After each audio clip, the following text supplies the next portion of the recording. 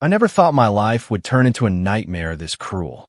My own husband locked me in a dark, cold cellar with our feverish son. Also, he could run off on a lavish vacation with his mistress. I thought it was the end for us, trapped in that suffocating darkness. But fate had other plans. It was just past 11 at night. New York City hummed outside, but in our sprawling Westchester mansion, the only sound was my 5-year-old son, Leo, struggling to breathe. His soft moan jolted me awake. My hand flew to his forehead, and a wave of pure terror washed over me. He was burning up like a hot coal. My heart felt as if it were being squeezed in a vice. Leo had a fever again. I grabbed a lukewarm washcloth, my hands trembling, and wiped his face. I took his temperature again, 102.2 degrees Fahrenheit. The red numbers on the digital thermometer were a dagger to my eyes. Shaking, I fumbled through the medicine cabinet. Empty. I had used the last dose of children's ibuprofen that afternoon. We had to go to the hospital. Now, I scooped his small, limp, sweltering body into my arms and rushed out of the room, down to the living room. My husband, Ethan, was there, lounging on the sofa, scrolling through his phone, whistling a cheerful tune. He was dressed in a brand-new designer outfit, his hair slicked back with gel, a packed travel bag sitting right beside him. "Ethan," I cried out, my voice cracking with panic. "Leo's fever is dangerously high. We have to get him to the emergency room right now." He looked up, a slow, annoyed glare spreading across his face. He furrowed his brow, that familiar frown he wore whenever I dared to interrupt his leisure. "Can't you handle one kid?" His voice was cold, utterly devoid of concern. "He has a fever, so give him some medicine." "Why are you freaking out?" "We're out of medicine," I pleaded, tears already welling in my eyes. "And his fever is so high. I'm scared he'll have a seizure. Please, Ethan, we need to go." Irritably, Ethan stood up, but instead of moving towards us, he reached for his suitcase. "Call an Uber. I have an urgent matter to attend to." What could possibly be more urgent than our son? I practically screamed, my voice raw with desperation. "Aren't we supposed to go to the Hamptons tomorrow? You promised you would take Leo and me." At the mention of the trip, Ethan's expression grew even cooler. He let out a sneer, a smile that disgusted me to my core. "The Hamptons? You think you have a right to come? Look at yourself. You spend all day smelling like spit up and old takeout, and your clothes are a disgrace. You just embarrass me. This trip is for me and Jessica." Jessica. The name hit me like a sledgehammer. Her. The beautiful young mistress he'd been seeing for months. I knew. Oh, I knew everything, but I had bitten my tongue, hoping he would come to his senses for our son's sake. But tonight, he had openly admitted it. Openly trampled on 6 years of marriage. What are you saying? How could you?" I stammered, my chest so tight I could barely breathe. "You're ruining the mood," Ethan snapped, pulling out his phone. "Hello, Jess. I'm on my way. Yeah, just a small problem. My blind wife is causing a scene." He spoke into the phone with a sweet, loving tone, completely ignoring me as I stood frozen, our feverish child limp in my arms. Hanging up, he stared at me with eyes as cold as ice. "Stay home. Don't you dare go anywhere and make a scene. If I find out you've ruined this trip for me, don't blame me for being cruel." With that, he dragged his suitcase toward the front door. Like a madwoman, I ran with Leo in my arms, blocking the door of his car. "You can't go. Our son is terribly sick. You're his father. You can't just leave us like this." I pounded on the car window, sobbing in despair. Ethan rolled down the window, his face contorted with a malice I had never seen before. "Do you want to die? Move." While I didn't budge, he abruptly opened the car door, grabbed me by the hair, and dragged me back into the house. "Ah!" I screamed in pain. Leo, startled, began to wail in my arms. Without a shred of mercy, he pulled me through the living room toward the old, dark storage cellar at the back of the house. It was a damp, musty room used only for broken furniture and junk. The air was thick with the smell of mildew and mice. He shoved my son and me inside. "Stay in here and reflect on your behavior. When you learn your place, I'll be back." He slammed the heavy wooden door shut. The dry, cold sounds of the bolts sliding and the lock turning echoed through the darkness.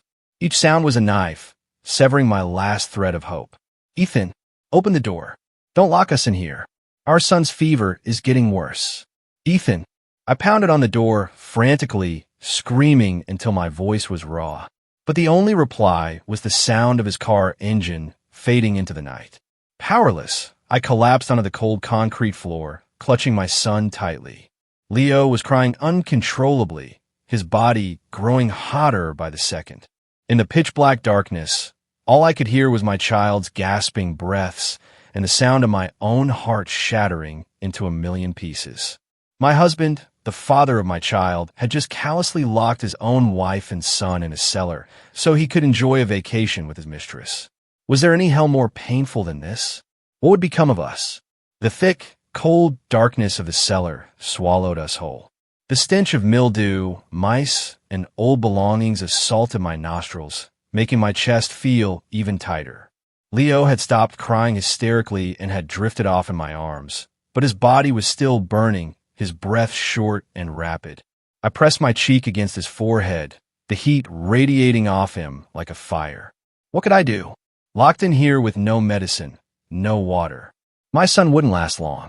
Helplessness and despair tightened around my heart like an invisible vice. A pain so intense it was numbing.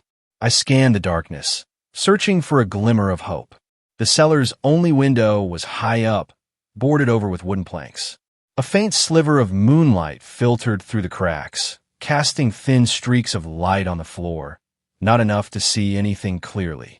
I could only sense the clutter of cardboard boxes and broken furniture piled around us. This was a prison my own husband had thrown us into.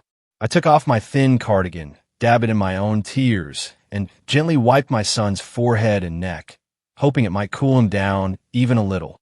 He stirred, his dry lips murmuring in his delirious sleep. "Daddy, Ethan, Leo misses you."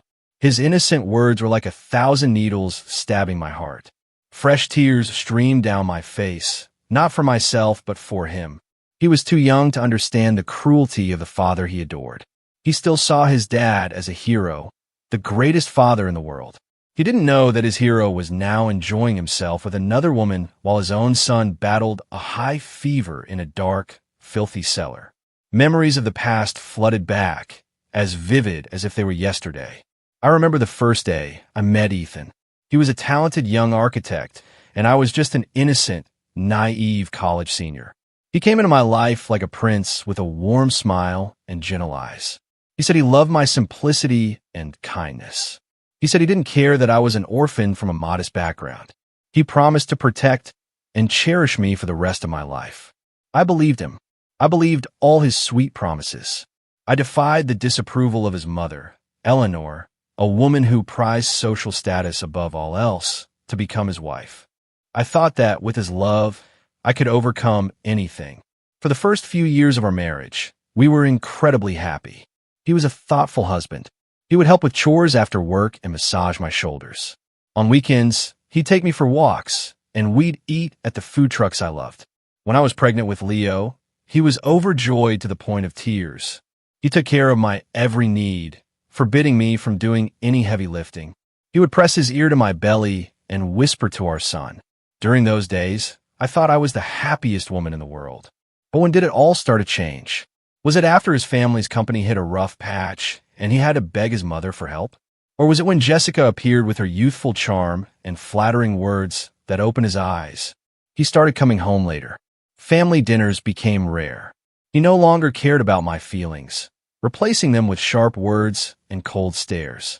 He started listening to his mother's selfish and cruel whispers. I tried to hold on. I tried to forgive. I lied to myself, saying he was just stressed from work, that he would soon return to being the husband I once knew. But I was wrong. Once a person's heart has changed, trying to hold on is futile. Leo's whimper brought me back to the brutal reality. I hugged him tighter, using my entire body to shield him from the cold concrete. His breathing was growing weaker. "Leo, please don't scare Mommy. Hang on, son. Someone will come and save us." I whispered, though I didn't know who to believe in. Who would save us? Eleanor, my mother-in-law, who never once accepted me as her daughter. She was probably celebrating getting rid of the thorn in her side. My father-in-law, Arthur, was a quiet, reserved man. In all these years, he never interfered in our marriage, never stood up for me against his wife's bitterness. I couldn't count on him. I was truly at a dead end. I stared helplessly at the silent wooden door.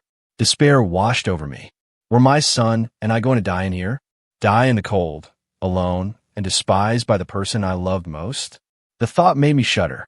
No, I couldn't die. I had to live, to raise my son, to make the person who caused us this pain pay. But what could I do? Utterly exhausted, I could only hold my son and cry, hot tears rolling down my cheeks and onto his feverish face. Just as I felt the last flicker of hope dying out, I heard a strange sound from outside. A screech, a scrape. It was faint like metal grinding against metal, slow and dry. My heart leaped. What was that? Was it the wind blowing a branch against the roof? Or a rat gnawing on something? I held my breath, straining to hear. Another sound, this time clearer. Click, like someone was trying to pick the lock. Was it Ethan? Had he come back? Or was it a burglar? Whoever it was, would they be our escape or another door to an even worse hell? The dry click of the lock turning echoed in the dead silence of the cellar, and my entire body went rigid. All thoughts ceased, replaced by a primal fear that squeezed my chest. Who was out there at this time of night? My first instinct was to retreat deeper into the darkness, clutching Leo like a mother animal protecting her weak offspring. I covered his mouth, terrified that even the faintest whimper would be heard. My heart hammered against my ribs, so hard I thought it would burst from my throat. Outside, the scraping and clicking grew louder, more frantic. Someone was definitely trying to break in. Had Ethan changed his mind and come back? No, this didn't sound like a key. It was rougher, like someone using a hard object to pry the bolt open. A burglar? The thought sent a chill down my spine. If a burglar came in and found us, would he kill us to silence us? Or was it someone Ethan sent? Was he afraid I'd cause trouble and sent someone to teach me a lesson? 1,000 terrifying scenarios swirled in my mind. I felt like I was on the brink of madness. Crash! A loud bang erupted as the thick wooden door was kicked open by a powerful force from outside. The dim yellow light from the hallway spilled in, casting a tall, imposing shadow in the doorway. I held my breath, my eyes wide, staring at the silhouette. My hand instinctively grabbed a piece of rotten wood beside me, ready for a hopeless fight. The figure stepped inside, their gait a little unsteady, urgent. As the person moved into a patch of faint moonlight, I was stunned to realize it was my father-in-law, Arthur. I could hardly believe my eyes. He was in his silk pajamas, his graying hair a mess. His usually calm, stern face was etched with sheer panic and worry. He was panting a steel crowbar, the tool he had just used to break down the door, still in his hand. Chloe, are you okay? He called my name, his voice trembling and hoarse, stripped of its usual authority. When he saw us huddled in the dark corner, he quickly threw the crowbar to the ground and stumbled toward us. My God, that monster! He dared to do this to his own wife and child. He knelt beside me, his rough, shaking hand touching Leo's cheek. The heat from my grandson's body made him recoil. He's burning up. We have to get to the hospital now. It was only then that I came to my senses. Fear was replaced by stunned surprise and a flicker of hope. Dad. I burst into sobs, tears of relief, of terror, and of a belated gratitude. How did you know we were in here? He didn't answer immediately. He quickly took off his own robe, wrapped it around Leo, and lifted the boy into his arms. No more questions. Let's go. We have to save my grandson first, he commanded, his voice regaining its usual decisiveness. I scrambled to my feet, my limbs numb from sitting for so long, and staggered after him out of the cellar. In the living room, the lights were still blazing. Ethan's suitcase was gone.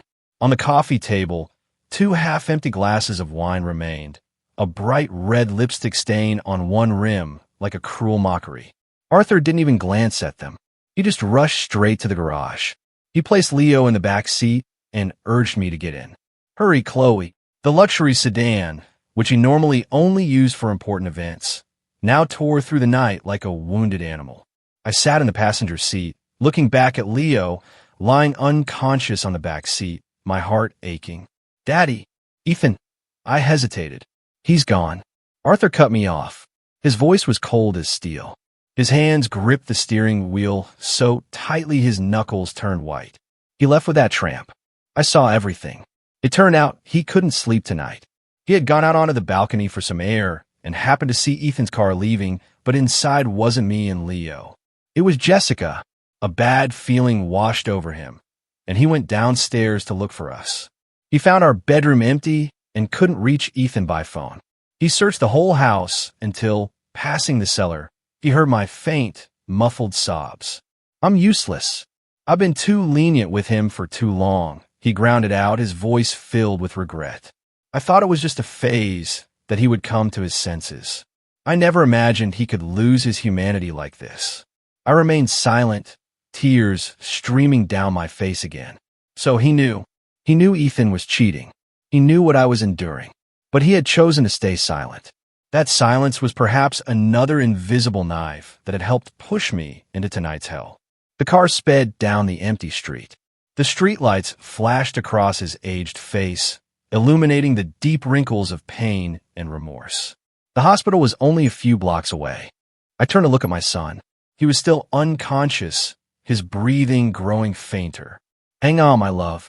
We're almost there, I whispered. Just then, Arthur's phone rang. It was an unknown number. He frowned and put on speaker.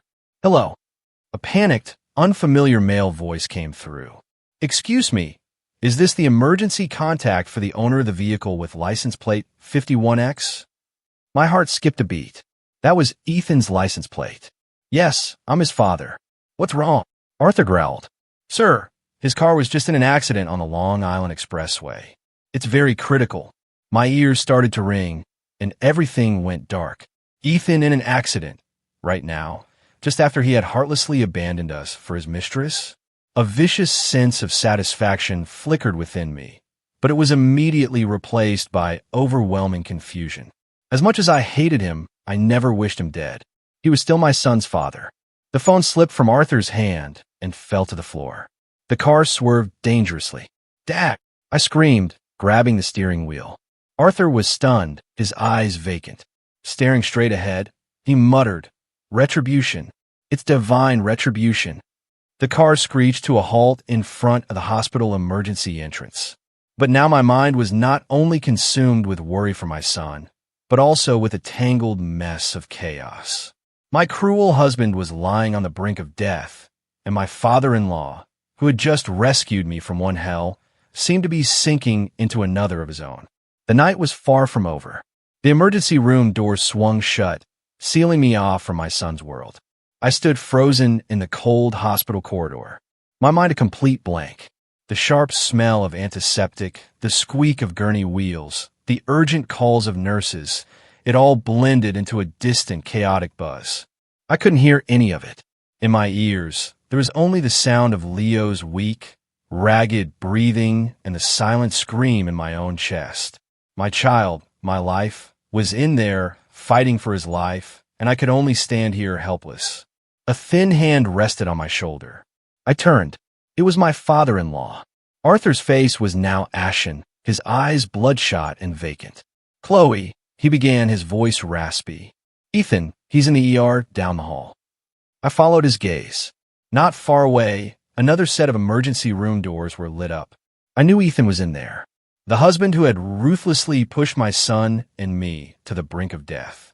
A strange feeling crept over me. Not worry, not satisfaction, but a terrifying emptiness. Every emotion I had for that man seemed to have died in the cellar. Now, my mind had room for only one concern. Leo, Arthur said, his voice heavy with exhaustion. You should go see how he is. I shook my head, my eyes fixed on the doors to my son's room. I'm staying here for Leo. My answer was brief but firm. Arthur stared at me, perhaps surprised by my coldness. But then in his tired eyes, the surprise was replaced by a look of sorrow and understanding. He said nothing more, just stood silently beside me. Both of us staring at the same door. Two people waiting for two lives, but our hearts in two completely different worlds. Time crawled by, each second a form of torture. I paced back and forth, my hands clasped tightly in prayer. I prayed to God, to any divine being who could hear my plea. Please save my son. He's so small, so innocent. Let me bear all the sin, all the retribution. Arthur slumped onto a waiting room chair, his head in his hands. His once straight back seemed to have stooped. I knew his pain was 100 times greater than mine. On one side, his grandson was in critical condition. On the other, his only son was fighting for his life. Both pains were tearing him apart. Finally, after what felt like an eternity, the doors to Leo's ER opened. A young doctor stepped out, removing his mask. Arthur and I rushed forward.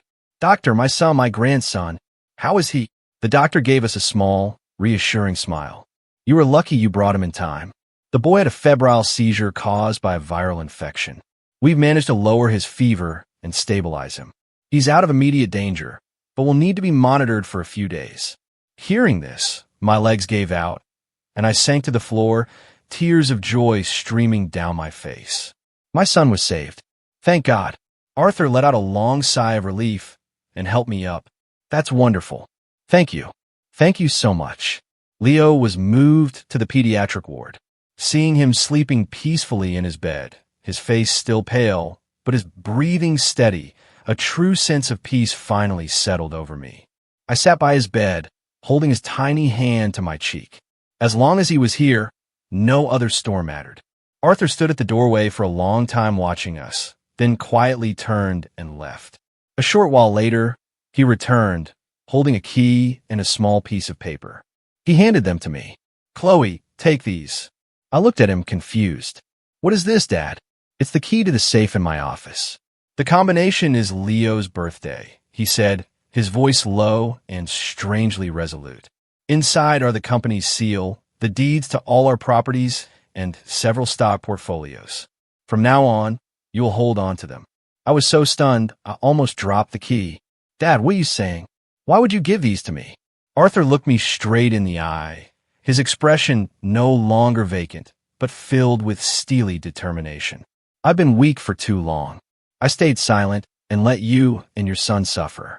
The price we paid today is too high. Whether Ethan lives or dies, he no longer has the right to manage this family. As for your mother-in-law, she has been blinded by money and indulgence. He squeezed my hand that held the key. Chloe, I know you're a good, strong, and sensible person. I can't trust anyone else but you. From now on, you will make all the decisions for this family. Use these to protect yourself and to raise Leo properly. Don't let anyone bully you ever again. Not even your mother-in-law. His words, his trust, brought tears to my eyes. My father-in-law, the man I always thought of as stern and distant, was the one who saw everything and was now handing me a sword and a shield to defend myself. I held the key, feeling its weight.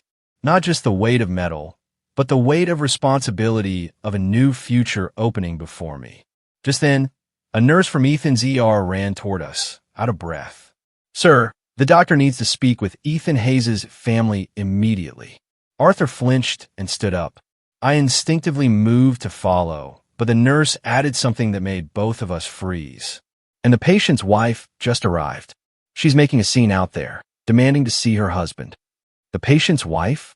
I was standing right here. Could she be talking about Jessica? Did she have the audacity to show up here, posing as Ethan's wife? The nurse's words were like a thunderclap, leaving both Arthur and me speechless. I was Ethan Hayes' legal wife, the woman who had been with him for 6 years, the mother of his child. So, who was the woman causing a scene? It had to be Jessica. Her audacity had surpassed any limit I could have imagined. She hadn't just stolen my husband. Now she was trying to steal my identity right here. Arthur's face darkened. Without a word, he turned and strode purposefully toward Ethan's emergency room. I hurried after him, a fire of rage burning inside me. I wanted to see her. I wanted to see the face of the woman who had destroyed my family. The hallway leading to Ethan's ER was already chaotic. From a distance, I could hear a familiar, shrill, screeching voice. Do you know who I am? I'm Ethan Hayes' wife. My husband is in there. Why won't you let me in? What if something happens to him? Can you bear that responsibility? In the middle of a small crowd of nurses and hospital security guards, there stood Jessica, dressed to the nines as if for a party. She wore a tight scarlet red dress, heavy makeup, and teetering high heels. She looked nothing like a worried wife, but more like a queen inspecting her domain, furious that her subjects were disobeying her. "Stop this!" Arthur's voice boomed, sharp and authoritative, cutting through Jessica's tirade. Everyone turned in surprise. When Jessica saw Arthur, her face showed a flicker of unease, but it was quickly replaced by a brazen confidence. She ran to him, throwing herself into his arms, and began her tearful performance. Dad, you're here. Look at these people. They won't let me see Ethan. He's in there, and I don't know if he's alive or dead. I'm so worried, Dad." She sobbed dramatically, pointing at the nurses and guards as if she were the victim. The onlookers, unaware of the situation, began to whisper amongst themselves, looking at us with sympathy. Arthur coldly removed her hands and pushed her away. His eyes, fixed on her, held no warmth, only contempt and disgust. "What right do you have to call me, Dad?" His question stunned Jessica. The fake smile on her lips froze. "Dad, what are you saying? I'm Ethan's wife." "Wife?" Arthur let out a harsh, chilling laugh. "His legal wife, the mother of my grandson, is standing right here. You are nothing more than a home-wrecking tramp, a third party who destroyed a family. You have no right to be here." He then turned to me, his gaze softening. He took my hand and held it up for everyone to see. "This is my daughter-in-law, the only wife the Hayes family will ever acknowledge." Arthur's sudden reversal shocked everyone present. Jessica's face turned from red to white. She was speechless. She never could have imagined that the future father-in-law she had been trying so hard to win over would expose her so brutally in public. Just then, the emergency room doors opened. An older doctor emerged, his face weary. "Who is the family of patient Ethan Hayes?" Arthur and I stepped forward. "That's us. How is our son, doctor?" The doctor looked at us, shook his head, and sighed. "We did everything we could. The patient suffered severe traumatic brain injury from the impact. He's stable now, and we've saved his life. But," he paused, as if searching for the least painful words, "but the brain damage is extensive. It's highly likely he will never wake up. He will live in a persistent vegetative state." A vegetative state. The word struck me like a physical blow. Even though the love was gone, hearing that the man I had once shared my life with would spend the rest of his days as a soulless body still filled me with a sense of sorrow. But the one who completely broke down was Jessica. "No, that's impossible," she screamed, her voice shrill and crazed. "Ethan can't be like this. He promised to marry me, to give me a life of luxury. You're lying. All of you are lying to me." She lunged forward, trying to force her way into the ER, but was restrained by security guards. Greed and desperation had turned her into a wild animal, devoid of reason. "Let me go. Ethan, my money, my mansion, my cars." She shrieked and struggled. Her delirious words unintentionally exposed everything. The crowd now understood. They looked at her with contempt. She wasn't here because she was worried about Ethan's life. She was worried about the fortune he had promised her. Arthur signaled to security.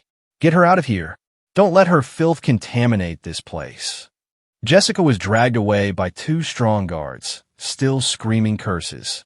Her flashy red figure disappeared down the hall, leaving behind a heavy silence and a tragedy whose curtain had just fallen. I stood there watching, feeling no satisfaction, only a deep, melancholic sadness. Human greed is a terrifying thing. It can turn a beautiful young woman into a monster willing to trample on life and morality.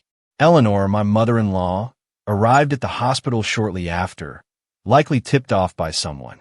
The moment she saw Arthur and me standing outside the ER, she rushed over, not to ask about her son, but to point a finger straight at my face and scream, "It's you. You curse. You've ruined my son. From the day you set foot in our house, my family has never known a day of peace. Now you've done this to him. Are you satisfied now?" Her venomous words echoed through the hallway. Arthur could bear it no longer. He He roared, "Be quiet. Do you have any idea what your precious son just did?" He locked his wife and his feverish child in the cellar to go fool around with his mistress. His accident was his own damn fault. It was karma. Eleanor was stunned by her husband's rage, but she quickly retorted, "You're defending her? You always defend that country bumpkin. What kind of spell has she put on you?" Arthur trembled with fury, raising his hand to strike his wife. I quickly intervened. "Dad, please stop. This is a hospital." I knew that now a new war within my family was just beginning. A war between justice and humanity on one side and blind, cruel selfishness on the other. And I, once a victim, had been thrust into the center of it. In the following days, the hospital became my second home. My life was split in two, half spent in the pediatric ward with Leo, the other half running over to the intensive care unit to check on Ethan. Leo's fever was completely gone, and he was back to his laughing, chattering self. But the trauma of that night still seemed to haunt him. He would sometimes startle in his sleep, crying out for his father in fear. Each time my heart broke. I could only hold him close and whisper words of comfort, knowing the scar on his young soul would take a long time to heal. As for Ethan, he lay there motionless and unresponsive. The modern machines around him beeped in a steady, cold rhythm, the only proof that he was still in this world. The doctor said his condition showed no improvement. He was truly in a vegetative state, a shadow of his former self. I visited him not out of love or duty. Love was dead, and duty had vanished after what he'd done. I went, perhaps, out of a final shred of human decency because he was, after all, my son's father. I would stand there, looking at the man who was once my entire world, feeling nothing. No love, no hate, just a painful, alien emptiness. After her outbursts at the hospital, Eleanor no longer dared to raise her voice at me. The stark truth about her precious son, combined with Arthur's firm stance, seemed to have intimidated her, but I knew it was only a temporary silence. Inside that woman was a volcano of resentment, waiting to erupt. She visited Ethan often, but always chose times when I wasn't there. She came and went like a ghost, her eyes always fixed on me like daggers. My life drifted on in a state of exhaustion and stagnation. Until one afternoon, as I was peeling an apple for Leo, Arthur walked into the room. He looked much older, but his eyes were firm. He sat down and looked at me for a long time before speaking, his voice low and clear. "Chloe, you can't live like this forever."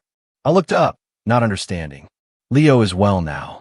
And Ethan, he will likely never wake up. You have your whole future ahead of you. You can't bury your youth in this hospital in the shadow of a man who is no longer himself." "But what am I supposed to do, Dad?" I asked, my voice filled with confusion. "I don't know where to go." "Go home," Arthur replied simply, "and start learning to be the master of your own life. I told you from now on, you'll be the one making the decisions. I want you to go back, not as a submissive daughter-in-law, but as the head of this family." His words left me speechless. Me, a woman who had only known the kitchen and her child. How could I possibly manage an entire estate, a major corporation? "I can't do it, Dad. I don't know the first thing about business." Arthur smiled, a rare sight on his weathered face. No one is born knowing everything. If you don't know, you learn. When I first started, I was just a mechanic with nothing to my name. What matters isn't what you know, but whether you have the courage to do it. He looked deep into my eyes, his gaze imbuing me with an invisible strength. "Chloe, you are intelligent, patient, and most importantly, you have a kind heart. Those are things money can't buy, things that Ethan and his mother will never have. I believe in you. Do it for yourself and for Leo's future." That day, my son and I left the hospital and returned to the mansion I thought I would never want to see again. But this time, my mindset was completely different. I was no longer a shadow, a guest in my own home. I returned as someone who was about to learn how to fight for what was hers. As I stepped through the familiar doorway, I saw Eleanor sitting there. "Oh, I thought you were planning to leave for good," she sneered. I said nothing, simply leading Leo past her. "Stop," she barked. "Who gave you permission to leave without my consent? Do you even consider me your mother-in-law anymore?" I stopped and slowly turned to face her, looking directly into her eyes. My gaze no longer held the fear and submissiveness of before, but a calm that was almost cold. "Mother, I have returned to my home. I brought my son to his room. I don't believe I need anyone's permission for that." My attitude stunned Eleanor. She had probably never seen me talk back to her like this. You, she stammered, speechless with rage. Just then, Arthur came down from the upper floor. "Are you trying to cause trouble again?" he growled. "Chloe just brought our grandson home from the hospital. If you can't say a single kind word, then at least don't look for a fight." Eleanor shot up from her seat. "Look at her, Arthur. She doesn't respect anyone anymore. She probably thinks that with Ethan lying there, she can take over and seize all the family's assets, doesn't she?" "Yes," Arthur replied, his voice firm. "From now on, all assets of this family, all major decisions in the company will be decided by Chloe alone. That is my decision. Do you have a problem with that?" Eleanor's jaw dropped. She couldn't believe what she was hearing. Her plans to control the finances, to bring in a distant nephew as the new heir, all evaporated into thin air. She looked at me with an expression of pure hatred. "Fine, very well, you too." "Very well." She seethed, then stormed off to her room. I knew that from this moment on, the war in my family had truly begun. But I wasn't afraid. I had my father-in-law's support, and most importantly, I had a reason to fight. In the days that followed, I began to acquaint myself with a completely alien world. Arthur became my mentor. He took me to the company, introduced me to key executives. He taught me how to read financial reports, analyze the market, and negotiate with partners. At first, I was completely lost. Everything was new and complex. But through perseverance and relentless effort, I gradually began to understand. I stayed up until 2 or 3 in the morning studying documents. I was the first to arrive and the last to leave, attending every single meeting. My transformation surprised everyone in the company, from the most demanding directors to the rank-and-file employees, and they slowly began to respect me. While digging into the company's affairs, I discovered many irregularities. Unexplained expenses, ridiculously overpriced contracts with shell companies, projects with mysterious cost overruns, all bearing Ethan's signature. It seemed he was not only a philandering husband, but also someone who had been using his position to embezzle from the company for years. A gut feeling told me Jessica wasn't the only other woman in his life, and that fateful trip to the Hamptons was probably more than just a romantic getaway.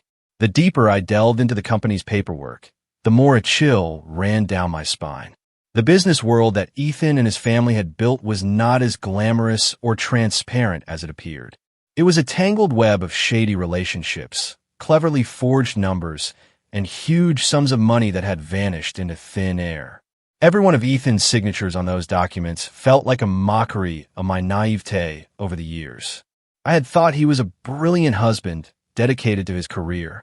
It turned out his brilliance was used to siphon the sweat and effort of his own father. Arthur, after handing over the reins to me, seemed to have shed a great burden.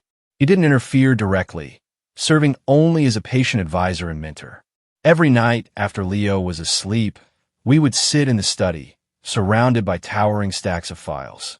He showed me how to spot a disadvantageous contract, how to track cash flow, how to see through the lies that numbers could tell. In business, you can't fully trust anyone, not even those closest to you, he said, his eyes distant. Greed can turn a friend into an enemy, a loved one into a stranger. His words were a bitter summary of his own family's tragedy.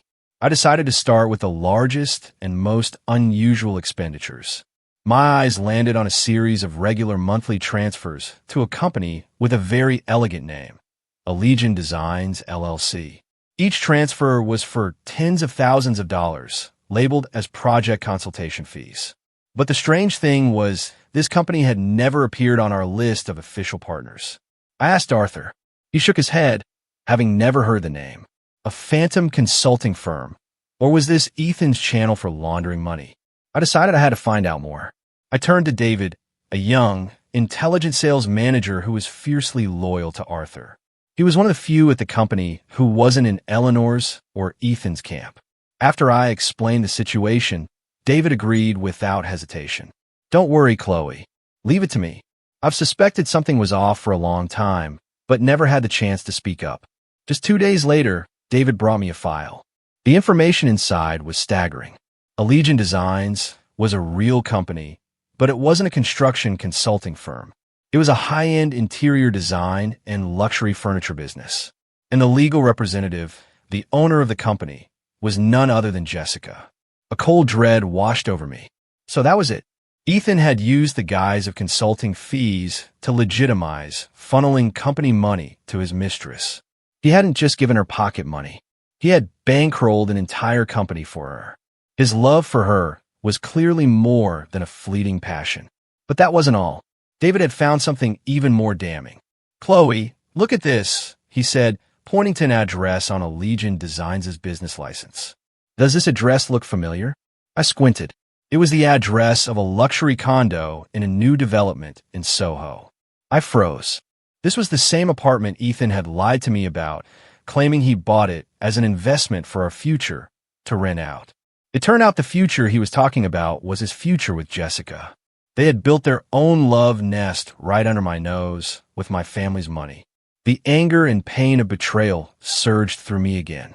I thought I had become numb, that I had no feelings left. But no, this wound was still too deep. I had been to that apartment once. Ethan had lied, saying he was taking me to see a model unit. I still remembered the feeling of awe at its modern luxury.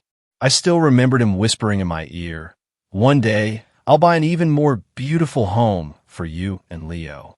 It was all a lie, a perfect performance. "Chloe, I found this too." David's voice pulled me back to reality. He handed me a USB drive. "This is a recording from the security camera in the building's hallway. It took a lot of effort to get it." My hand trembled as I plugged the USB into my computer. A video appeared. It was footage from the afternoon of the day Ethan had his accident. In the video, Ethan and Jessica were holding hands, laughing, and talking as they stepped out of the elevator. Ethan was carrying the very travel bag I had packed for him. They weren't going to the Hamptons. Their destination was this apartment. They were about to start their romantic getaway right there. I fast-forwarded. About 2 hours later, Ethan left alone. He looked rushed, talking on the phone with someone, his expression tense. He got in his car and sped off. That must have been when he received an urgent work call and rushed onto the highway, leading to his fateful accident. So, the Hamptons trip was just a lie to deceive me. His real paradise was so much closer. By the way, if you're still with me, make sure to hit subscribe. More unbelievable stories are coming. I closed the laptop, my head spinning.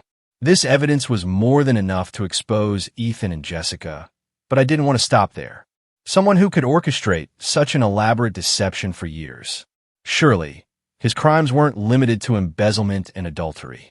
I had a strong feeling that Ethan's accident might not have been an accident at all, and that the secrets behind the projects he managed were far more sinister. With irrefutable proof in my hands, I could have immediately blown the whistle on everything, ruining Jessica's reputation and leaving Eleanor with no face to show anyone. But I didn't. A surprise attack might bring temporary satisfaction, but it wouldn't solve the root of the problem. Moreover, my instincts about Ethan's other dark secrets urged me to act more cautiously. I needed to peel back his layers one by one, carefully and surely, until the rotten core was fully exposed to the light. I decided not to expose them immediately, but to start by cutting off their lifeblood, money. My plan began on a bright Monday morning. I woke up earlier than usual, chose a navy blue power suit, and applied light but sharp makeup. I looked at myself in the mirror, no longer the weak, submissive Chloe of yesterday. My eyes now held a steely resolve and a hint of coldness. Today I would make my first move. I went to the office and called an emergency meeting with the accounting department and David. To everyone's surprise, I issued a decisive order. As of today, I am ordering a review and temporary suspension of all payments for consulting contracts with Allegiant Designs. Furthermore, freeze all supplementary corporate credit cards issued to non-employees. The head of accounting, a middle-aged woman known to be one of Eleanor's loyalists, immediately objected.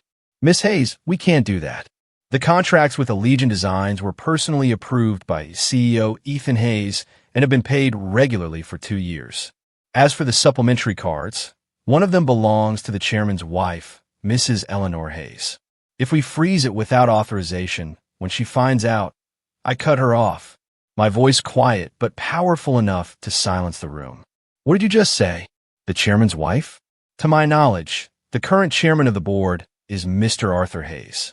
My mother-in-law, Mrs. Eleanor Hayes, holds no official position in this company. So, on what grounds is she using a corporate credit card with no spending limit? The head accountant was speechless, her face pale.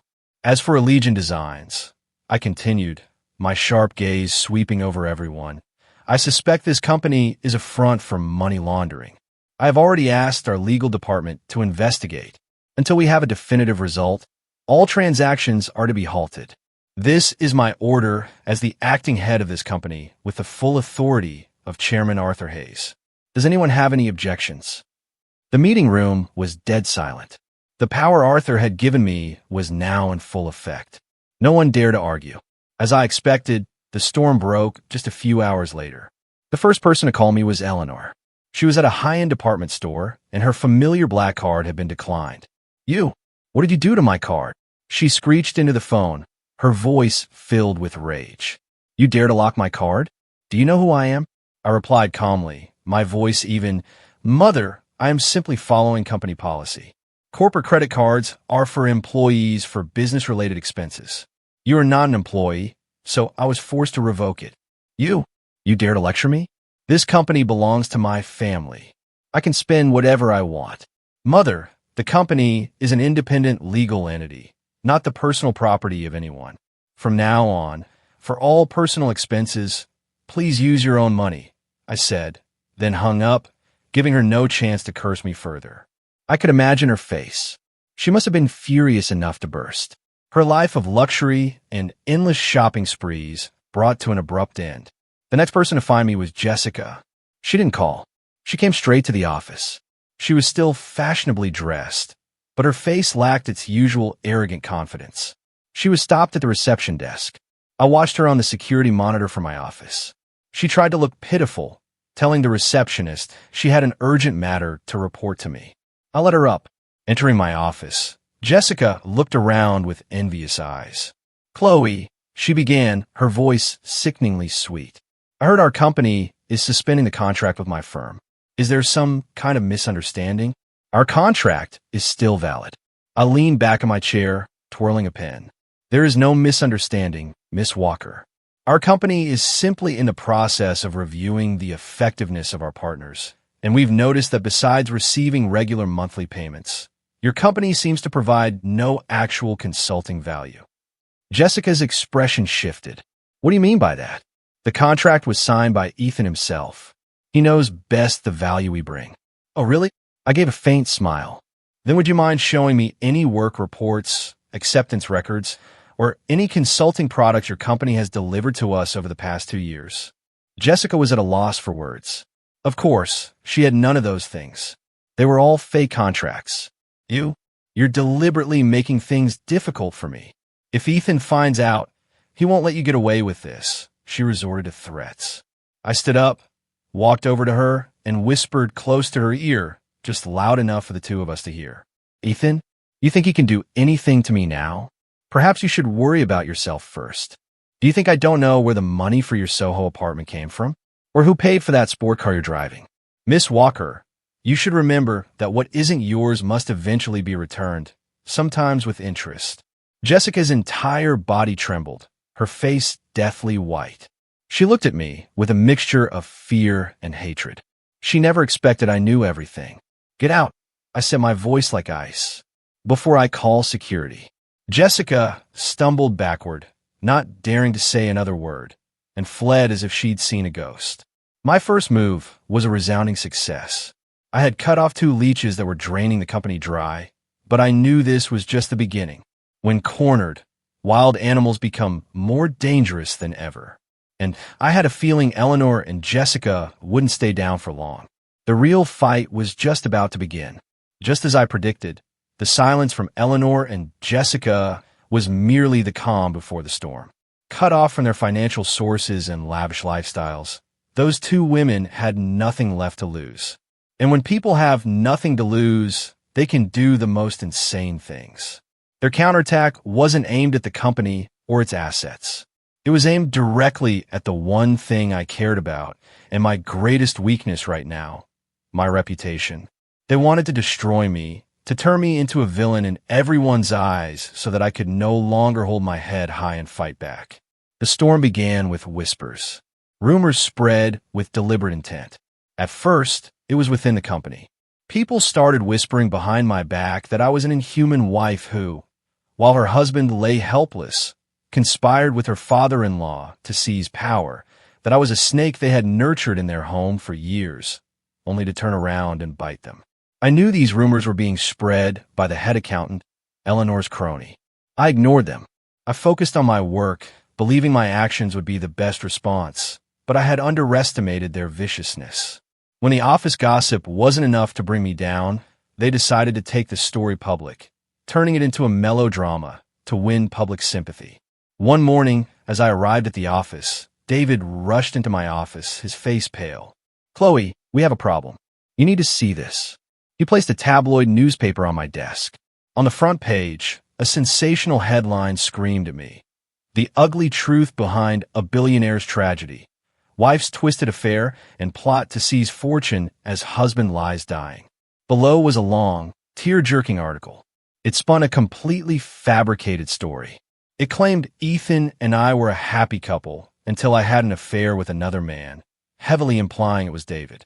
When Ethan found out, he was so heartbroken that he drove recklessly and caused the accident. The article went on to accuse me of not even visiting my husband in the hospital, instead colluding with my father-in-law to take over the company, kick my mother-in-law out of her home, and cut off all her financial support. Accompanying the article were purposefully taken photos. A picture of David and me working late at the office, captioned, "The lover's secret rendezvous behind the unfortunate husband's back." A photo of Eleanor crying outside the mansion gates from the day she caused a scene, captioned, "Elderly mother thrown out of her home by cruel daughter-in-law." And most disgustingly, a secretly taken photo of Ethan in his hospital bed with the caption, "The tragic husband abandoned in his time of need." My blood boiled. I couldn't believe they could be so vile. They not only distorted the truth, but also shamelessly used the tragic image of their own son and husband to slander me. "Chloe, this is spreading like wildfire," David said anxiously. "On social media, people are sharing it everywhere. All the gossip forums are talking about you. They're calling you," he hesitated. "Calling me what? Just say it. They're calling you the venomous viper wife, the most ruthless gold digger of the year." I closed my eyes and took a deep breath to control my surging anger.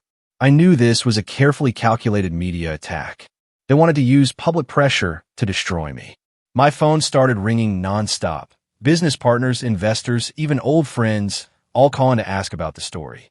The company's inbox was flooded with hate mail. The company's stock, which had been recovering, started to dip again. "Chloe, what we do now? Should we hold a press conference to set the record straight?" David asked urgently. I shook my head. "No. The more we deny, the more they'll think we're hiding something. The bigger a scene we make, the more we fall into their trap. They want us to be chaotic and lose our focus. So we just let them slander us like this? Of course not." I opened my eyes, my gaze cold and determined. They want to play this game. I'll play with them, but not by their rules. "David, I need you to find out which reporter wrote this article and which publication ran it first. I want to know who is backing them." I knew the best way to put out a fire isn't to pour water on the flames, but to find and cut off its oxygen supply. Eleanor and Jessica were just puppets. There had to be a smarter, more malicious puppeteer pulling the strings from behind the scenes. Someone who knew how to manipulate the media and public opinion. Jessica had connections in the entertainment world. Had she enlisted some powerful force? This was no longer just a family feud. It had become a war on the media front. A war where one small mistake could cost me everything. But I wasn't afraid. They had underestimated me. They thought a woman who was only used to the kitchen would easily crumble under public scrutiny. They didn't know that even a worm will turn. And a woman cornered while protecting her honor and her child is more fearsome than any storm. The media storm was more ferocious than I had imagined. My name was dragged through the mud everywhere, from tabloids to social media forums. My photos were turned into malicious memes. People fabricated all sorts of stories about my past, twisting my narrative from a sympathetic orphan into a scheming, manipulative gold digger. The pressure from public opinion was an invisible but devastating weapon. Employees at the company started looking at me differently, with suspicion and distance. A few partners began to hesitate, delaying the signing of new contracts. The ship I was trying to right was once again in danger of sinking. But the one who was hurt the most wasn't me. One afternoon, I went to pick up Leo from school. He didn't run out to hug me as usual. He walked out slowly, head down, his eyes red and swollen. "Leo, what's wrong? Did someone bully you?" I knelt down, worried. He didn't answer, just shook his head and buried his face in my chest, sobbing. I held him, my heart aching. I knew why he was crying. Those vicious rumors weren't just aimed at me. They were stabbing daggers into my son's innocent soul. That night, I called Arthur and told him everything. His voice on the other end was grim, filled with anger but also calm. "I know. The company's lawyer reported it this morning. Don't worry, Chloe. It's just the dirty tricks of petty people. You stay focused on your work. Let me handle everything outside." "But Dad," Leo, my voice choked. "I understand. Bring him to my house for a few days. We have people to look after him here. No one will bother him. As for you, you need to be even stronger. This is the moment to prove your strength." His words were like a sedative, helping me regain my composure. He was right. I couldn't fall. I was fighting not just for myself, but for my son. While I temporarily retreated from the storm, David worked efficiently. He found the person behind the first article, a freelance reporter named Rick, notorious for his unethical methods and willingness to sell his pen to the highest bidder. And the person who had provided the information, photos, and a large sum of money to Rick was none other than Jessica. She had used her connections in the entertainment world to launch this attack. But one detail caught my attention. David reported that according to his sources, the amount of money Jessica paid Rick and his media network was far beyond her current financial means. Where did that money come from? I had cut off Eleanor's funds, and Jessica's contract had been suspended. Could there be a third party, a mysterious benefactor pulling all the strings? The thought made me shudder. This fight was more complex than I had thought. But whoever it was, my immediate goal was to put out this fire, and the only way to do that was to make the arsonists douse the flames themselves. I decided against a press conference or a public feud. I would build my own stage and invite them all to perform their final act. I told Arthur my plan. At first, he was hesitant as it was risky, but after I explained my reasoning, he was convinced. "All right, do as you see fit. I'll arrange everything." My plan was simple. I would organize an extended family meeting under the pretext of reconciliation and finding common ground for Leo's future. The guests would include not only Eleanor and Jessica, but also the senior elders of the Hayes family, the most respected voices. I would also accidentally leak information about this meeting to the reporter Rick. I was certain he wouldn't miss a golden opportunity for such exclusive news. The stage was set. The script was written. All that was left was for the main actors to walk into the perfect trap I had laid. The meeting was set for a weekend afternoon at the Hayes family estate. The location was symbolic. It was the seat of power, the guardian of the family's legacy and principles. And today, it would witness the downfall of those who had used that legacy as a shield for their vile deeds. I arrived early with Arthur to prepare. I wasn't wearing a suit, but a simple white silk dress with minimal makeup. I wanted to appear as a daughter-in-law and a mother, not a cold businesswoman. Eleanor and Jessica arrived together. Eleanor was still playing the victim, her eyes red, needing support to walk. Jessica wore a somber black dress, looking respectable, but unable to hide the triumphant glint in her eyes. She probably thought I had been forced to surrender, to appeal to the family's judgment. The family elders arrived one by one. They were all older, reputable individuals. Their eyes held a mix of scrutiny and pity as they looked at me. I knew the rumors had influenced them. When everyone was seated, I stood and bowed. Uncles, aunts, cousins, thank you for coming. I've taken the liberty of inviting you all here today to resolve the misunderstandings and conflicts that have troubled our family. I know these unfortunate events have affected the honor of our family name, and for that I am truly sorry. My voice was sincere and humble. Seeing her chance, Eleanor began her act. Chloe, it's good that you recognize your mistakes. She sniffled. What mother doesn't love her son? What wife doesn't love her husband? But before she could finish, a few unfamiliar figures appeared at the gate, brandishing cameras. The real show was about to begin. The unexpected arrival of the press made the already tense atmosphere in the formal drawing room even more suffocating. The elders frowned in disapproval. Eleanor and Jessica exchanged a knowing, triumphant look. They thought this was their backup, arranged to pressure me, and turn this family meeting into a public trial where I was the defendant. Arthur started to get up to have security remove them, but I gave him a subtle shake of my head, signaling him to remain calm. Everything was going according to my script. My apologies, everyone. It seems someone has leaked information about our meeting, I said, feigning slight distress. But since it has come to this, I think it might be for the best. With the press as witnesses, everything will be fair and transparent. I have nothing to hide. Hearing this, Eleanor and Jessica looked even more smug. They had no idea that this group of reporters, including Rick, had been invited by a secret source I had arranged, and the envelopes they had received were much thicker than anything Jessica had paid. Very well. If Chloe says so, one of the most respected elders spoke up. Then let us begin. Tell us what has happened. Eleanor didn't give me a chance to speak first. She immediately stood up and launched into her tearful monologue. She recounted the perfectly fabricated story from the tabloids. How I had been unfaithful, how heartbroken she was to discover my affair, how I had ruthlessly seized the family assets and kicked her out of her own home. She acted so convincingly that even I almost believed her tragic tale. The camera flashes were relentless. When she finished, Jessica seamlessly took over. She didn't cry. She portrayed herself as a concerned outsider who couldn't stand by and watch an injustice. Uncles, Ethan and I were just close friends, she said, her voice filled with sincerity. Because I was so close to him, I witnessed his pain when Chloe betrayed him. I tried many times to persuade Chloe to reconsider, to return her family, but she wouldn't listen. She even said, she paused, feigning reluctance, that she couldn't waste her life with a husband who was about to become an invalid.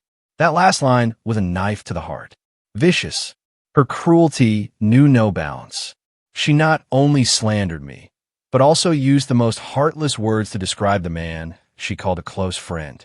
A murmur went through the room. All eyes were now on me, filled with judgment and reproach. Rick, the reporter, was scribbling furiously, a smug look on his face. Their performance was perfect. They had successfully painted me as an unforgivable villain. I listened to it all in silence. I didn't interrupt, didn't argue.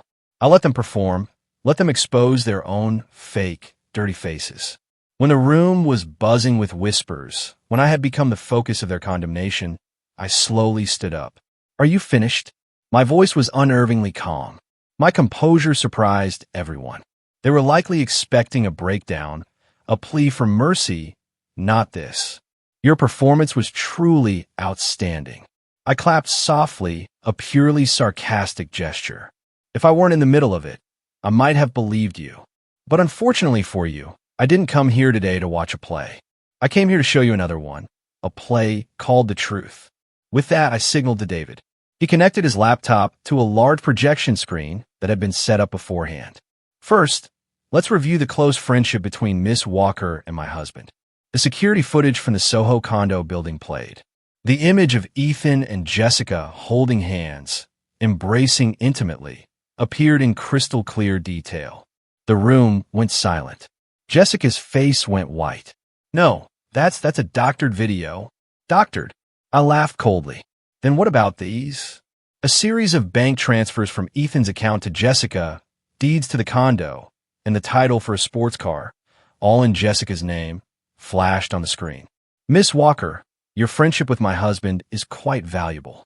It's worth a condo and a sports car. I wondered, does your friendship have a price tag? Jessica collapsed into her chair, utterly defeated. All eyes now turned to her with disgust. Next, let's talk about my mother-in-law's suffering. I shifted my focus to Eleanor. You said, I cruelly threw you out of the house. I wonder if you remember this conversation.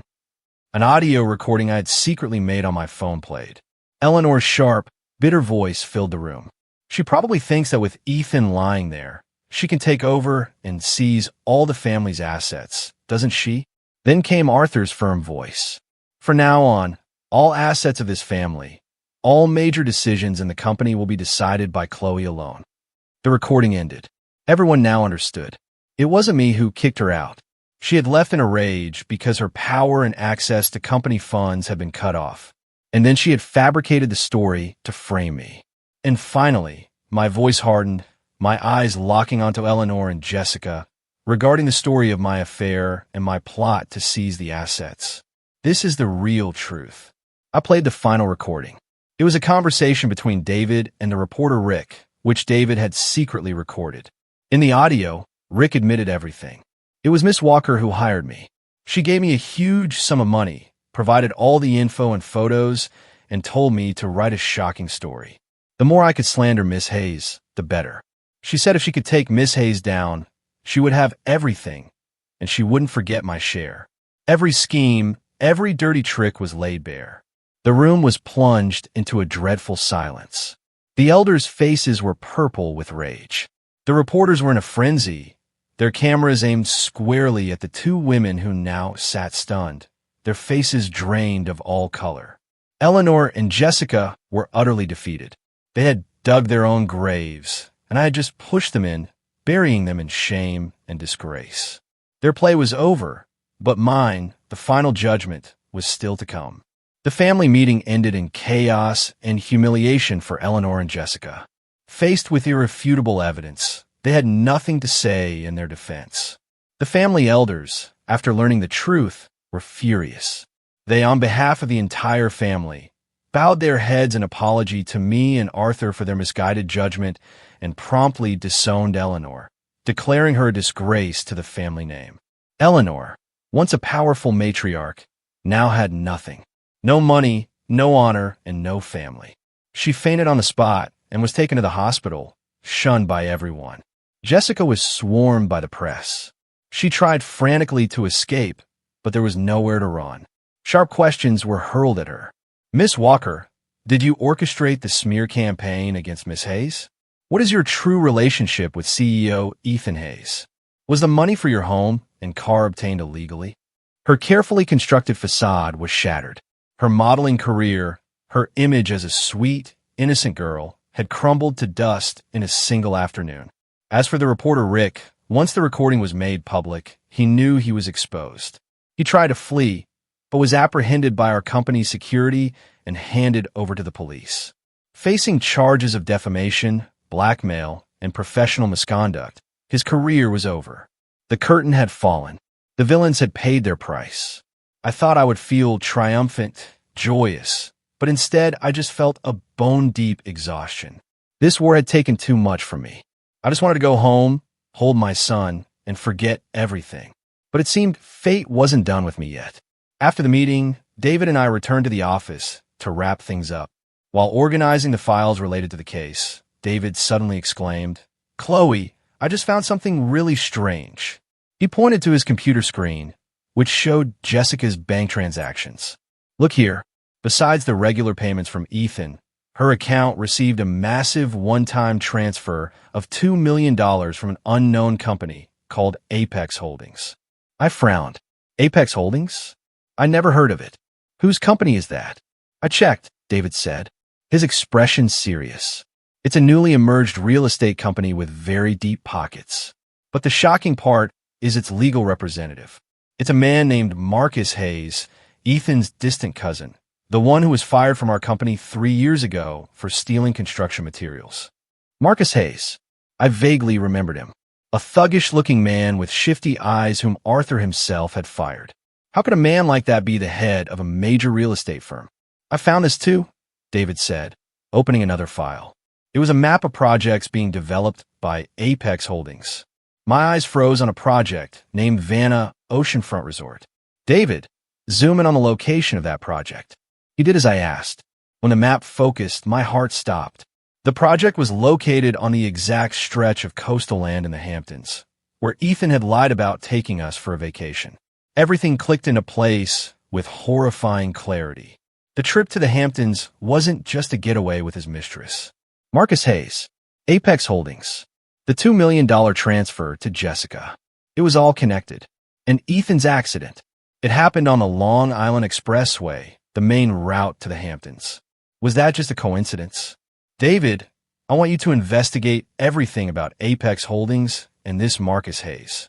I want to know where their money comes from, if there's anything shady about their projects, and specifically find out where Marcus Hayes was and what he was doing on the day of Ethan's accident. I ordered, my voice firm. A woman's intuition. The intuition of someone who had been deceived was telling me that behind the affair and embezzlement lay a much more terrifying truth. A truth that might involve life and death. While waiting for David's findings, I decided to visit Ethan at the hospital. Not because I cared, but because I needed answers. He was the most important link in this entire story. He was still lying there in the ICU, unchanged. I sat by his bed, quietly looking at the man who was once my husband. His face was still handsome, but now pale and lifeless. Ethan, I said softly, can you hear me? How many more secrets are you hiding? What were you really going to do in the Hamptons that day? It wasn't just for fun with Jessica, was it? He didn't respond. Only the steady beep of the heart monitor answered. I sighed, about to leave, when I suddenly saw his finger twitch. It was a tiny, almost imperceptible movement, but I saw it. My heart pounded. I immediately called for a doctor. The doctor examined him for a long time, then turned to me with a look of surprise and joy. It's a miracle. The patient is showing response to external stimuli. This is a very positive sign. There's a chance he might wake up. I was frozen. Ethan, he could wake up? At this moment, I didn't know whether to consider this good news or bad. If he woke up, he would have to face the reality that his family was in ruins. His mother was a broken woman, and he himself was entangled in a web of deadly secrets. And more importantly, if he woke up, would the people lurking in the shadows let him live? Or would they do everything in their power to silence him for good? The news that Ethan might wake up spread like lightning, bringing not just hope, but also immense danger. I knew the shadowy figures behind this would not sit idly by. Ethan, once a perpetrator, was now a key witness. A ticking time bomb that could destroy everything. I immediately had Arthur Titan security at the hospital. Our most trusted guards were posted outside the ICU 24/7. Anyone entering, including doctors and nurses, was thoroughly screened. I was in a race against time, a race against criminals trying to silence their last witness. Meanwhile, David's investigation into Apex Holdings yielded shocking results. Chloe, I can't believe it. David's voice was horrified over the phone. Every single one of their projects is dirty. They're buying up farmland from people at dirt cheap prices through intimidation, then using shady connections to rezone the land and sell it for a fortune. This is an organized crime ring. What about their funding? I asked, a sense of dread growing. That's the most terrifying part, David paused. Apex Holdings' cash flow is linked to an international money laundering operation, and it's connected to some of our company's old projects, the ones Ethan was in charge of. So, it was clear Ethan hadn't just embezzled company funds to support his mistress. He was a key player in a much larger criminal network. He had used his power to turn his father's company into a tool for a crime syndicate. Marcus Hayes was just a pawn. The real mastermind had to be someone incredibly powerful. David, what about the accident? I checked the highway cameras and witness statements. It looked like Ethan was speeding and lost control. But there's one strange detail. About 10 minutes before the crash, Ethan's car was forced to the shoulder by an unmarked black truck. They stopped for a moment, then drove on. A witness described the truck driver as a man with a large scar on his face. A black truck, a man with a scar. My instinct screamed that this was no ordinary traffic accident. This was an internal purge. Perhaps Ethan knew too much or had done something to displease his superiors, and they had tried to eliminate him. But why did he survive? Maybe it was luck, or maybe it was fate forcing him to live, to face his sins, and to bring everything to light. I took all this information to a special investigative unit within the police force that Arthur had secretly contacted. These were people we could trust. A major case was opened. The net was being cast, waiting for the big fish to swim into it. A few days later, something unexpected happened.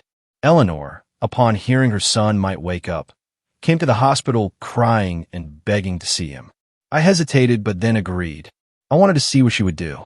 Under the close watch of our guards, she was allowed into his room alone for 10 minutes. The police and I watched her every move on a hidden camera. Eleanor walked in, saw her motionless son, and broke down. "Oh, Ethan, my son, how did it come to this? If something happens to you, how can I go on living?" she sobbed. But then her words turned strange. "You were so foolish, son. I told you not to get involved with them. They aren't people. They're demons. And now look, you're lying here. And that Chloe is about to turn the world upside down. If you wake up, if you talk, they'll kill us all. Not just you, but me. This entire family. They'll even kill Leo." Shaking, she pulled a small syringe from her pocket, filled with a clear liquid. My heart stopped. What was she doing? Was she going to kill her own son to silence him? "I'm sorry, my son," she whispered. "I'm doing this for your own good. Once you're gone, it will all be over. You'll be at peace." She tremblingly brought the needle closer to Ethan's forehead. "Stop!" The door burst open. The police and I rushed in. Eleanor jumped, dropping the syringe. What were you doing to your son?" I growled. Eleanor was speechless, her face white as a sheet. "Were you about to inject him with poison to silence him?" She collapsed to the floor, wailing like a child. I had no choice. They threatened me. They said if Ethan woke up and talked, they would kill my entire family. They would kill Leo. I had no other choice. Her confession was shocking. So, there were people even more terrifying than her. People who had pushed a mother to the point where she was willing to murder her own child. This criminal network had truly sunk its tentacles into the darkest corners of human nature. Based on Eleanor's confession and the evidence we had gathered, the police launched a massive raid. Marcus Hayes, the scarred-faced enforcer, and dozens of others in the Apex Holdings network were arrested. But the true mastermind, the most powerful figure, was still at large. He seemed to have sniffed out the danger and vanished without a trace. The war was not yet over. The raid on Apex Holdings sent shockwaves through the city's business and political circles. Several high-ranking officials were suspended pending investigation. Phantom real estate projects were exposed, and the international money laundering ring was dismantled. Justice, it seemed, was slowly being served. But for me, the victory felt incomplete. The ultimate mastermind, the man who had caused my family's tragedy and pushed my mother-in-law to the brink, was still an unknown. He had disappeared like a ghost. Meanwhile, a miracle occurred. Ethan, after weeks of being unresponsive, began to wake up. His recovery was slow but hopeful. He could open his eyes and recognize people, though he couldn't yet speak. I visited him every day, not as a wife, but as the person who held his fate in her hands. I told him everything. I told him how his mother and I had been locked in the cellar, how his own mother had tried to kill him, about the fall of the Hayes family, and about the crimes he himself had committed. I don't know how much he understood. I only saw that with every story, tears would stream down his face. Were they tears of regret or helplessness? I didn't know, and I no longer cared to know. Love, hate, had all faded, leaving only a cold emptiness. The only thing I needed from him now was his testimony. The police tried to question him multiple times, but Ethan still couldn't speak. He could only make muffled sounds and use his eyes to communicate. But his eyes were always filled with absolute terror whenever the man behind the scenes was mentioned. It was as if that name was a taboo, a specter more frightening than death itself. Eleanor, after being caught red-handed, confessed everything she knew. But her information was vague. She only knew of a big boss behind Ethan, someone with immense power who could decide the fate of her entire family. She had been threatened and forced to obey. Due to her cooperation and fragile mental state, she was released on bail under house arrest. Every day, she would come to the hospital and watch her son's room from a distance, never daring to go closer. The once arrogant woman was now just a silent shadow, living with her guilt and belated regret. As for Jessica, when the crime ring was busted, she knew she couldn't escape. She quickly sold her assets and tried to flee the country, but she was arrested at the airport. Facing overwhelming evidence of her complicity in money laundering and fraud, along with the defamation charges, she received a fitting sentence from the law. My life slowly returned to a kind of peace, but it was a heavy peace. I faced a difficult choice every day. Ethan was no longer a threat. He was just an invalid who would live the rest of his life in dependency and torment. I could easily file for divorce, cut all ties, and let him fend for himself. It would be sweet revenge, a deserved ending for what he'd done. But whenever I looked at Leo, I couldn't bring myself to do it.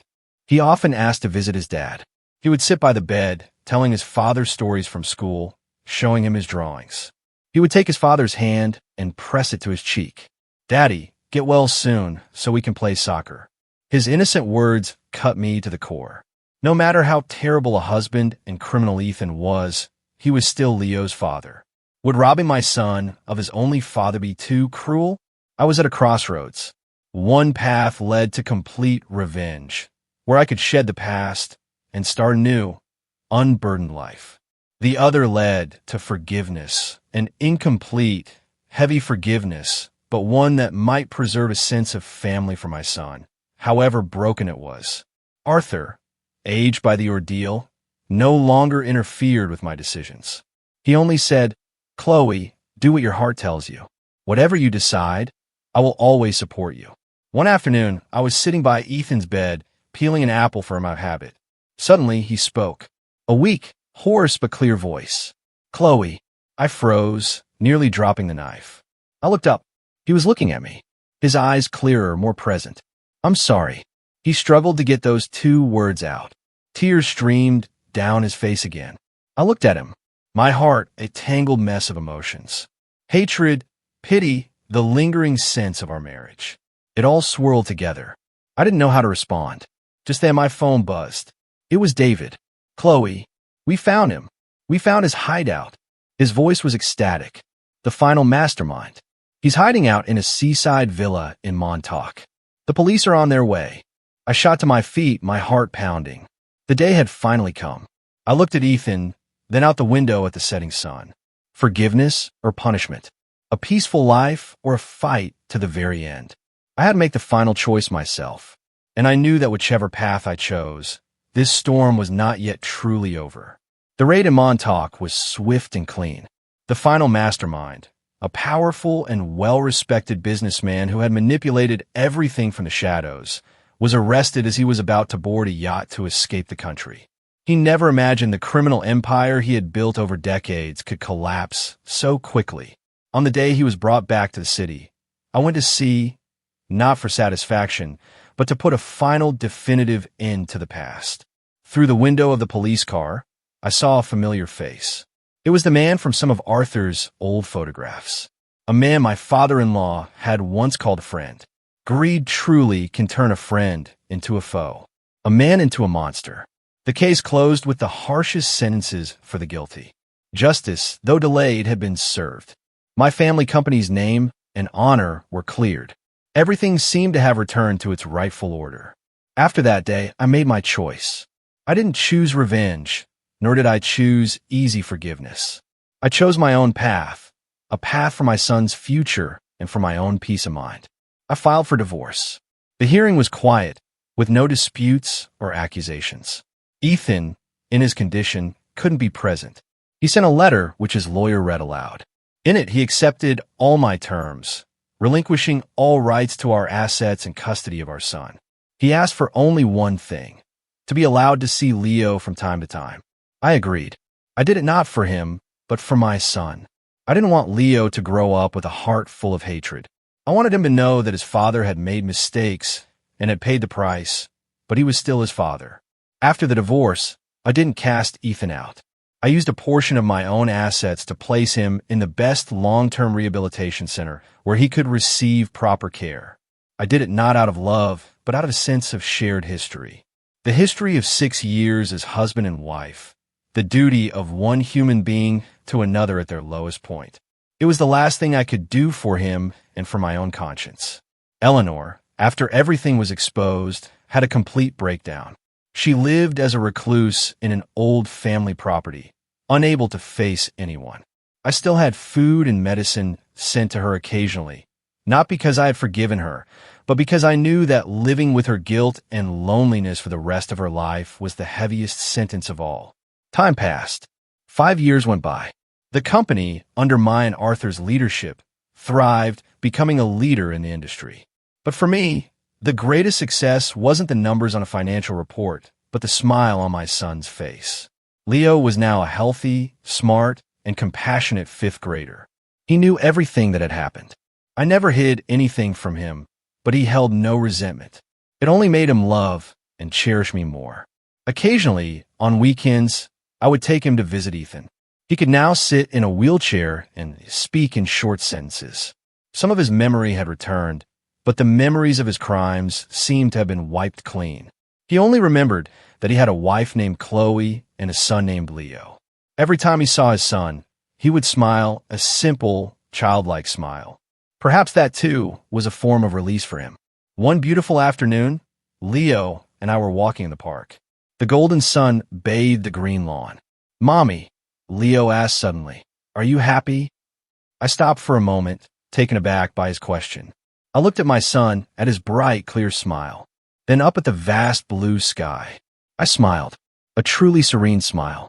"Yes, my love, Mommy is very happy. I once thought my life was a long, dark night with no escape. I was once locked in a cellar of despair, chained by betrayal and cruelty. But in that very darkness, I found the light of a father's love, of compassion, and of the strength hidden within myself. The cellar door had opened, freeing not just my body but my soul. My dawn didn't come overnight. It was a long journey through shadows and storms.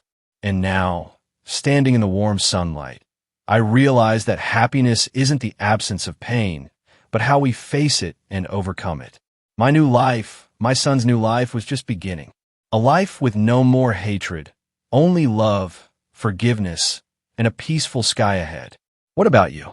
Have you ever found strength in the most unexpected places during your darkest times? Tell me what you think. I really want to know.